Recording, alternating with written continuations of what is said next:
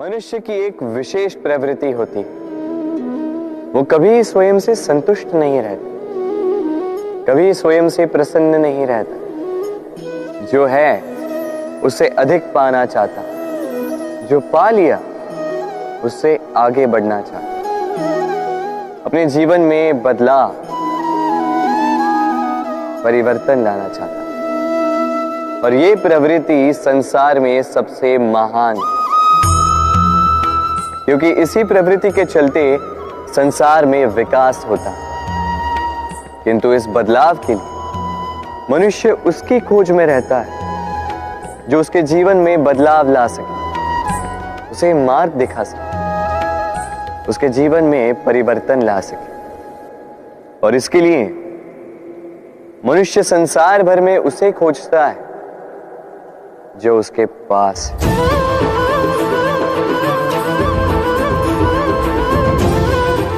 बताइए कौन?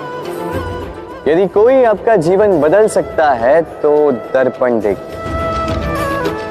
वो आप स्वयं है जो आपका जीवन बदल सकते हैं। वो आप स्वयं है जो स्वयं को मार्ग दिखा सकते हैं, जीवन में बदलाव ला सकते हैं, परिवर्तन ला सकते हैं। इसलिए पहचानिए अपनी भीतर की शक्ति को और विश्वास कीजिए कि इस संसार में आपसे अधिक शक्तिशाली और कोई नहीं। जीवन बदल जाएगा और अंधविश्वास का नहीं, आत्मविश्वास का हाथ थामिए।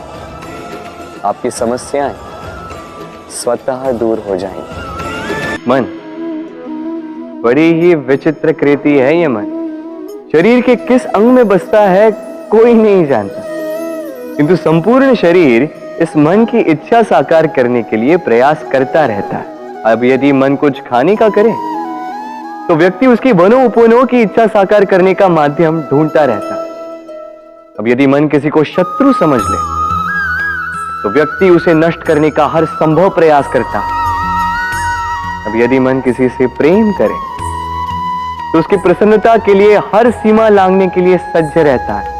परंतु जीवन सुखद हो इसके लिए आवश्यक है कि मन खाली हो। इस बांसुरी की भांति भीतर कुछ भी नहीं, न राग है न द्वेष, तब भी तार छेड़ने पर स्वर निकलता है। इसी प्रकार मन को भी भावनाओं से मुक्त रखना आवश्यक है। स्मरण रखिए, मन में कुछ भर के जियोगे तो मन भर के जी नहीं पाओगे। भूल और मनुष्य, इन दोनों का संबंध कुछ वैसा है जैसा पंख और चिड़िया का, जैसा धारा और नदिया का। यदि भूल मनुष्य के स्वभाव का इतना महत्वपूर्ण अंग है तो आप सोचिए, इस पर लज्जा क्यों? इस पर लज्जा करना ठीक है ही नहीं। वैसे देखा जाए तो भूल हमें स्वयं को और श्रेष्ठ बनाने का अवसर देती है, पहले से अच्छा प्रदर्शन करने की प्रेरणा देती है। अब कदाचित आप में से कुछ इस बात से सहमत नहीं हो, क्योंकि बहुतों की दृष्टि में भूल दोष को जन्म देती है, दोष अपराध को, और अपराध के लिए क्षमा नहीं दंड मिलना चाहिए। किंतु क्या आपने कभी सोचा है कि ऐसा क्यों होता है? क्या कारण है इसका? इसका कारण है भूल स्वीकार करने से बचना।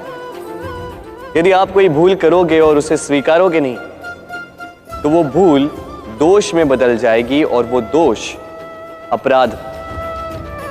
तो साहस रखिए, अपनी भूल को स्वीकार करना अपनी भूल को सुधारने की दिशा में सबसे पहला कदम होता है।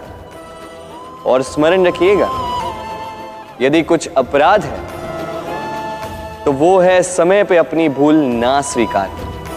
हमारा शरीर प्रकृति की सर्वोत्तम रचना है। जो अंग, जो तत्व हमें मिले उन सब का अपना अपना एक संदेश है। दो आंखें दी हैं देखने के लिए, दो कान दिए हैं सुनने के लिए, नथुने भी दो, दो हाथ दिए हैं दोहरा परिश्रम करने के लिए, किंतु जीव केवल एक। उस पर भी नुकीले बलिष्ठ दांत दिए उनकी रक्षा के लिए। कभी सोचा है क्यों?